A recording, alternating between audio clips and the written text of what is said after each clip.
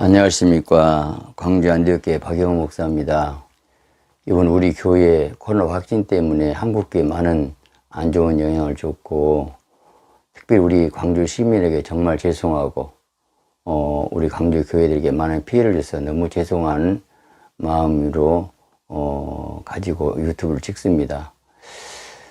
한 일주일 전에 고병찬 목사님이 저를 찾아와 가지고 인터뷰를 하기를 원해서 제가 거절했습니다. 왜냐하면 병원에 막 나와가지고 우리 교회 때문에 이렇게 많은 안 좋은 영향을 줬는데 제가 죄인의 마음이 돼가지고 뭘 어떤 변명하고 어떤 말하고 싶지 않아서 한번 미운 사람이 무슨 말을 한들 난 하고 싶은 말이 많이 있지만 사람들이 바로 듣겠느냐, 이때는 좀 조용히 가만히 엎드려 있는 게 낫겠다 해서 그 멀리 서울에서 오신 분을 제가 인터뷰하지 않고 그냥 보내드렸습니다. 그런데 우리 교회 사정이 생각보다 심각한 걸 느꼈습니다. 한마디 우리 교인들부터 저를 불신할 수밖에 없는 상황이구나. 왜냐하면 목회자는 가장 중요한 게 영성이고 인격인데, 인격적으로 성도 이해할 수 없는 것이 뭐냐, 왜 목사님은 코로나 확진 받아놓고 병원에 입원하라고 피했습니까? 키는 이겁니다. 이거 언론에서 한 달을 계속 다뤘는데 저는 그 정도 심각한지 몰랐어요. 예를 들어서 어느 가정에서는 불신 남편이 안디하지 마라 막 이럴 정도, 어떤 청년들이 엄마 가지 마, 우리 목사님 믿을 수 없어, 어떻게 그럴 수 있어. 언론에서 내가 직접 보던 내용은 아니지만 듣는 내용은 1인 시간에 못 들어간다, 그리고 피하고 숨었고 전화 안 받았고, 그게 뭘 그렇게, 물론 잘못되고 있겠지만 한 달 동안 언론에서 그렇게 해야 할 이유가 뭘까, 너무 가슴 아프고 구태 변명 없지 않은데 해야 되겠구나. 그래서 제가 며칠 전에 문자를 보내드렸습니다. 오늘 제가 고병찬 목사님이 유튜브 찍을자 할 때 그때 차라리 솔직히 다 얘기할 건데 일주일이라는 시간을 버리고 나서 이제라도 유튜브를 찍어서 변명인지 해명인지 모르겠지만은 말씀을 드려야 된다 생각해서 용기를 내고 제가 이렇게 유튜브를 찍습니다. 제가 오늘 두 가지를 말씀드리고 싶은데, 첫째는 이번에 너무 감사한 것이 제 설교 듣고 많은 분들이 댓글을 올려줘서 제가 눈물 흘리면서 댓글을 거의 다 읽었습니다. 너무 감사한 거, 우리 고병찬 목사님이 저를 위해서 변호한 것이 수만 개 뜨고 부산 반대집회 설교한 그 내용이 알려지게 되고, 우리 또 안양 목사, 또 오시성 TV, 햇세드, 이런 정말 나를 사랑해서, 나는 아무것도 제가 찍어달라고 전화하고 말한 적이 없는데 이렇게 주님 사랑한 마음으로 나를 변호하고 이렇게 한 걸 너무 감사한데, 그분들이 그 말씀 듣고 또 많은 성도님들이 기도하면서 이렇게 울면서 기도하면서 이렇게 전국적으로 미국에서까지 이렇게 연락이 와서 너무 제가 감사한데, 제가 어떻게 연락할 수는 없고, 그래서 이 시간을 통해 너무 감사한 마음으로 인사를 드리고 정말 감사합니다. 정말 고맙습니다. 제가 항상 기도하면서 또 읽으면서 힘을 얻었고, 그래서 오늘 제가 이렇게 유튜브 찍는 이유는, 첫째는 바로 이 감사 인사를 드려야 되겠다 하는 거고, 두 번째는 정말 제가 부끄러운 얘기인데, 혼자 30년 40년을 잠을 자다 보니까 옆에 사람이 있으면 정말 잠을 잘 수가 없어요. 뭐 정상적인 아직 목회 하다 보니까 저는 정말 내가 능력이 있기 때문에 오직 기도밖에 없구나. 그래서 젊었을 때는, 뭐 30대, 40대, 50대까지 매일 12철야 예배 드리지, 새벽 예배 드리지, 뭐 일주일에 그것만 14번 설교에 주일날 설교, 수요일 2부, 일주일에 20번 이상 설교하는 가운데서 설교는 재미로 살았고 그렇게 뛰었어요. 그러다 보니까 제가 교회에서 잠자고 살다 보니까 혼자 사는 습관이 돼가지고, 정말 이런 말하면 정말 그럴까 하겠지만, 사실 몇 년 전에 우리 어느 장로님하고 여수 가가지고 한 모텔에서 잠을 자는데 새벽까지 꼬박 한숨 자지 못한 때가 있었어요. 근데 제가 이번에 코로나 걸려가지고 기침을 하는데 다인실 가서, 물론 잠 못 잔 것도 있고 하겠지만 기도할 수가 없어요. 그럼 저는 기도 안 하면 죽거든요. 그래서 하루 이틀 3일 정도 기다리고, 또 이 전남 지역에 입원실이 없어갖고 보통 2, 3일은 다 기다리는 그런 기간이었는데, 저는 이제 2, 3일 더해서 5일째 입원하게 됐는데, 문제는 그것이 내가 목사로서 어떤 특권의식을 가져가고 1인실 하면 안 들어간다, 그렇게 하는 것처럼 온 언론은 보도를 하니까, 얼마나 그렇지 않아도 교회가 미운데 목사까지 그러니 얼마나 사회 사람들이 저녁 9시 뉴스에 그걸 계속 했다니까, 우리 성도의 그런 말 듣고 얼마나 힘들고 어려웠을까. 제가 이걸 처음에 빨리 변명해야 되는데, 해명해야 되는데 안 했는데, 지금이라도 해야 되겠다 해서 우리 성도들이 문자를 보냈는데, 이게 전국에 알려졌기 때문에, 물론 제가 뭐 결과적으로는 우리 교회가 이렇게 됐기 때문에 할 말은 없어요. 피해를 줬기 때문에. 그래 정말 우리 성도들아 죄송하고, 또 저희 위해서 기도하면 죄송한데,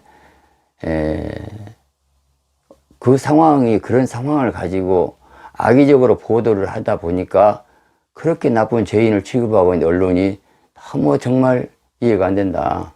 정말 이해가 안 돼요. 제가 범죄자인 것도 아니고, 코로나 걸려가지고, 그래서 환자가 살아야 되는데, 그 방역법의 원칙에서 꼭, 감옥 같은 데 들어가고 기침하다 죽어버리면 쓰겠냐고. 살아야 되잖아요. 병원에 가도 약도 안 준다는데, 나중에 다행히 하나님 은혜로 1인실을 가서 며칠 있다 나와보니까 교회가 엉망이에요.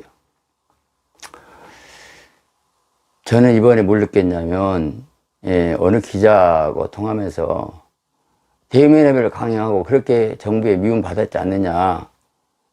정말 미움받아서 그러나? 저는 지금도 우리 확진자 나와가지고 2주 폐쇄한 것은 할 말이 없어요. 또 2주 연장했어요. 이유가 뭔가, 앞으로 확진 나올 가능성이 있다. 그게 법입니까? 또 하나 이해할 수 없는, 우리 성교원을 폐쇄시켜놨는데, 성교원 아이가 한 명 확진자 나왔는데, 그 아이가 확진당한 것이 아니고 그 아이 엄마가 확진자라는 거예요. 근데 그 엄마가 우리 성교원 온 것도 아니고, 엄마 확진당하고 조사해보니까 아이가 우리 성교다니까 우리 성교원까지 폐쇄해야 될 이유가, 방역법이 그런 법이 어디 있을까? 원아버지 시기에다가 아이들이 떨어지고, 지금 저는 고민이 그냥 성교원 한 10명 남았는데 문 닫아버릴까? 근데 선생님들이 해직이 되더라고요. 본인들이 뭐 직장인데 고민하고 있어요. 간단한 것 같지만 우리 성도들 많은 가정이 직장에 나오지 마라, 안디옥가 나오지 마라. 뭘 안디옥이 그걸 그렇게 잘못했는지. 물론 입이 10개 할 말이 없죠. 방역 철저히 했어요. 1년 동안. 단 1명, 2명, 3명 나온 그것이 뭐 어디 발인이 무슨 성교이나 그 얘기 없지 않아요. 근데 그 2-3명이 물론 수가 더해서 40명까지 됐는데, 언론은 그걸 120명이라고 하고 그러면서, 난 하나님 은혜가 지난 1월 24일인데 그날 제가 설교를 안 했어요. 저는 모르고 24일 한 사람 일부에 확진자 나온 것 같고 와서 문을 닫았어요. 제가 설교했단다면 부목사님이 설교했는데 저는 그런 줄 모르고 그날만 그것 하나 은혜라 생각해요. 온 성도가 난리겠죠. 40명 확진자에 접촉한 사람 280명을 조사했는데 3명 확진자 나오고 말았습니다. 그렇고 우리 교회 확진발이라고 꼭 우리가 확진발이라고 해야 되겠습니까? 그래서 온 광주를 교회를 폐쇄시키고 우리 교회 이후에 확진이 많이 퍼지도 않고 어떤 때는 광주 전체가 1명 나올 때도 있더라고요. 그대로 끝났어요. 근데 이게 한국을 다 뒤집어 놓고 이렇게 한 이유가 뭘까? 저는 도저히 이해가 할 수 없습니다. 이해할 수 없어요. 어떤 분들은 우리 교회에 타켓 아니냐, 난 타켓 아닌지 모르지만 정말 왜 이렇게 하는지 저는 나라민족에서 정말 예수 기도했고 그래서 2019년도 전국 금식성회를 3번 할 때 많이 올 때는 1000명, 1500명까지 그 여름에 3일씩 금식하면서 이 나라 이민족 살려달라고 그렇게 애통하고 한 그 교회가 이렇게 하루아침에 추락할 수 있을까? 저는 이번에 정말 하나 기도하는데 저한테 회개하라고 그래요. 뭔가 잘못된 것을 보여주고 회개했더니 그거 들으셨다고 그러더라고요. 물론 제가 죄가 많았었는데 또 하나의 메시지가 있었어요. 요셉의 감옥이라는 거예요. 물론 한민 사람은 이런 말 하면 더 꼴보기 싫겠죠. 무슨 요셉의 감옥. 그 말도 좋다 하겠지만 저는 믿음으로 받으면서 위로받고 있어요. 저는 정말 부족하지만 부산 반대집회에서 이렇게 저 같은 거 해갖고 그 설교가 지금 많은 분들이 이번 기회를 통해서 보게 되더라고요. 내가 죽고 WC가 이렇게 잘못된 것을 수만 명, 수십만 명 보고 듣고 해가지고 WC가 앞으로 본다면 우리가 없어진다 해도 좋겠다 할 뜨거운 마음이 있어요. 어떤 분들은 왜 지금 코로나하고 WC하고 연관시키냐? 저는 연관이 된다고 하면 영적으로. 우리 한국 역사를 보면 1938년도 9월 9일 날 신사참배가 통과됐는데 그 9월 9일 날짜가 이상한 게 48년 9월 9일 날 조선인민공화국 북한이 만들어졌고 58년 9월 9일 날 전 북한 교회가 폐쇄됐고 그리고 98년 9월 9일 날 김정은이 취임했고 2019년 9월 9일 날 정확하게 이 대통령은 조길 법무부 장관을 임명하더라고요. 38년 9월 9일 날 WC 신사참배 그게 WC 아니고 뭐예요? 예, 9월 9일 날짜가 이렇게까지 여기까지 왔어요. 어떻게 4월 15일 총선이 김일성이 생일날로 그렇게 해야 돼요? 저는 정치 일 얘기하고 싶지 않아요. 저는 원래 독재 정권 때도 말 안 했습니다. 근데 왜 내가 정부 대항이 아니고 하나님의 교회를 지키려고 지난번 대선 때 저는 이런 말 했어요. 문재인 대통령이 국회의원 당시에 차별금지법 통과를 하려고 내가 서류 가지고 하고 있습니다. 여러분, 차별금지법 통과하려고 문재인 인양반은 2번이나 국회 때 발의를 했습니다. 이분이 대통령 되면 안 됩니다. 광주에서 그런 말 할 때 얼마나 힘들었겠어요. 그때부터 성도들이 나가기 시작했어요. 저는 정말 왜 광주가 깨어나지 못하고 광주에서 제가 이렇게 계속 이런 설교를 하니까 공무처법은 공산법이라 해가지고 그것 때문에 고발하고 대면에 매달렸다 해갖고 고발하고 또 3월 3일 제가 재판을 받아야 됩니다. 저는 나선 성격도 아니고 정치에 별로 얘기 안 하는 사람인데 저는 정치 얘기가 아니에요. 알고 교회를 죽이려고 하니까 이렇게 하고 있는 거예요. 너무 가슴이 아파요. 너무. 우리나라 끝자락에 와 있어요. 정말 우리가 기도해야 할 때입니다. 기도해야 할 때입니다. 우리 성도가 얼마나 흔들리고 힘든지. 제가 잠을 못 자서 그랬다고 하니까 왜 진즉 이런 얘기 하지 않았냐고 셀리들이 막 울음바다가 됐어요.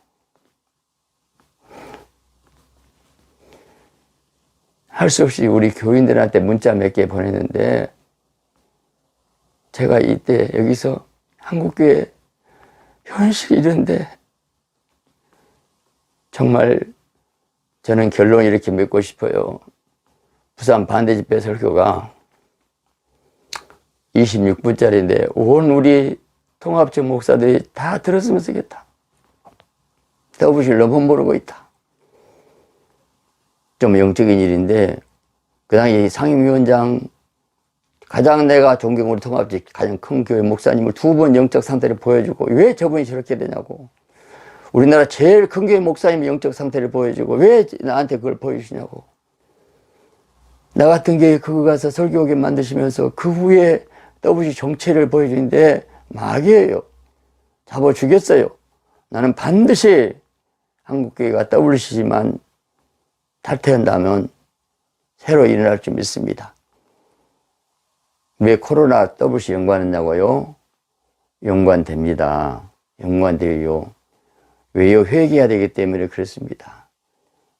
저보다 훌륭한 목사님들 많고 힘쓰고 애쓴 목사님들 너무 많아요. 저는 정말 부족한 종인데 내 나름대로 최선 다해서 양심껏 깨끗하게 살라고 일을 썼고, 그러나 이번 일을 통해 뭘 느꼈냐. 사도 바울의 그 고린도 교회가 분열을 했었을 때 바울파, 아볼로파, 게바파, 바울이 이름을 세례를 주었느냐, 내가 누구 두 사람이 세례 주자는 감사하노라, 여기까지 생각한 바울이구나. 저는 지혜롭지 못한 것도 인정을 합니다. 누구 탓하고 싶지 않아요.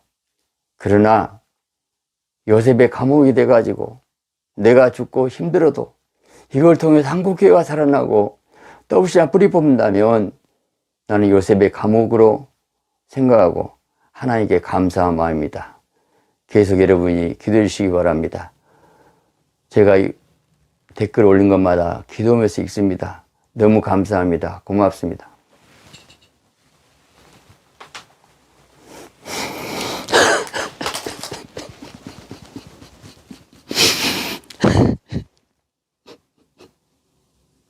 화평방송 구독, 좋아요 부탁드립니다. 감사합니다.